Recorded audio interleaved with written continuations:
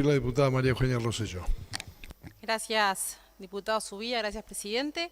Vamos a votar este proyecto de ley porque nos parece justo y apegado a derecho, tal como se expresó en el informe en mayoría de la comisión, a cuyos fundamentos nos adherimos. No nos vamos a detener en el análisis de los artículos de la Constitución aplicables al proyecto, lo que fue desarrollado con meridiana claridad en el informe citado, y a la constitucionalidad del proyecto no ha sido controvertida por quienes suscriben el informe en minoría ni por los dictámenes jurídicos que la comisión tuvo a la vista.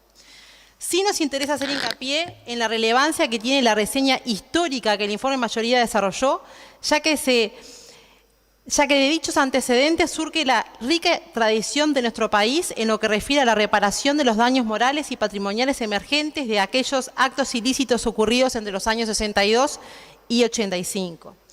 La producción de leyes en tal sentido fue abundante y detallada, empezando con la Ley de Amnistía en marzo del 85 y culminando con la Ley 19.859 de diciembre del 2019.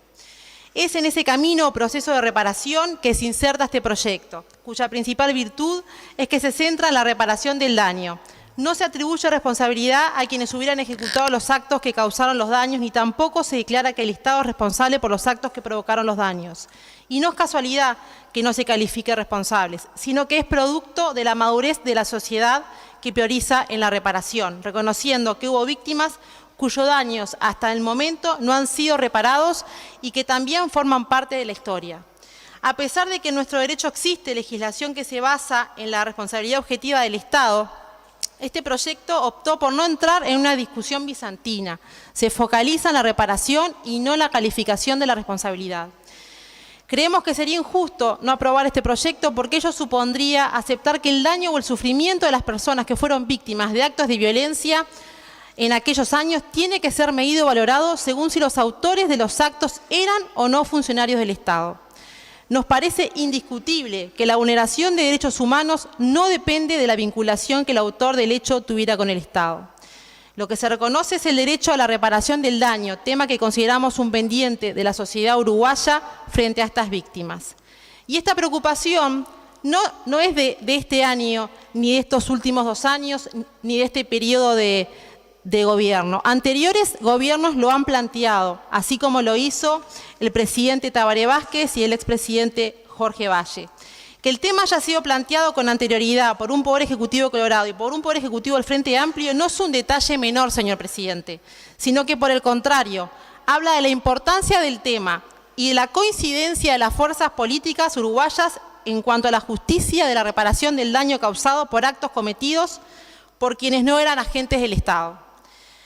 Lamentablemente, ambos proyectos quedaron en la etapa de iniciativa del Poder Ejecutivo y no fueron tratados en el Parlamento como sí se está haciendo ahora con este proyecto.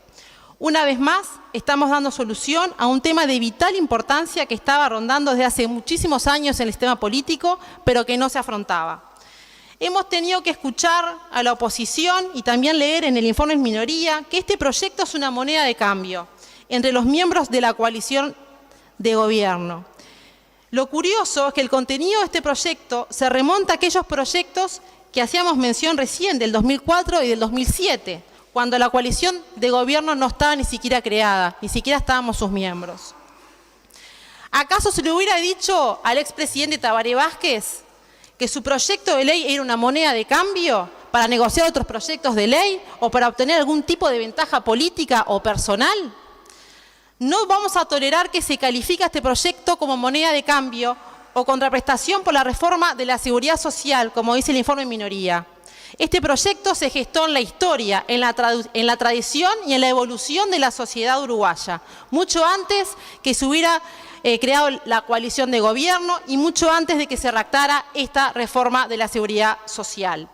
Otro punto de controversia que plantea el informe en minoría es el marco temporal de este proyecto.